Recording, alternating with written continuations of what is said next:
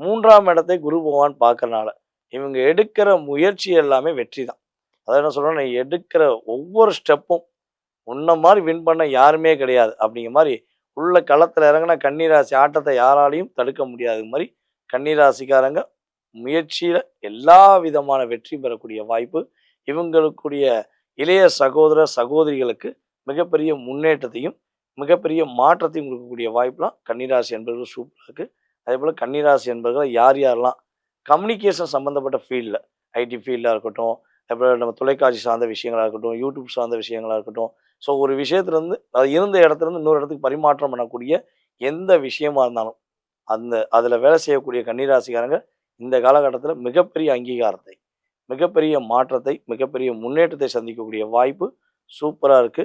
இவங்களால எத முடியாதுன்னு மத்தவங்க இவங்கள ஓரங்கட்டுனாங்களோ, இவங்கள தாழ்த்தி வச்சிருந்தாங்களோ, அத முடிச்சு காட்டி ஜெயிப்பாங்க.